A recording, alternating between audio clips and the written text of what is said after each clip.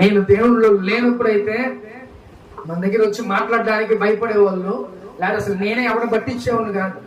అంటే అంత గర్వం ఉండేది, ఎవరిని పట్టించుకునేవాడిని కాదు. ఎప్పుడైతే దేవుళ్ళలోకి వచ్చానో నలున్న ప్రతి కోపం, గర్వం అన్ని కూడా ఏమైపోయినాయి, వెంటనే తగ్గిపోయాయి.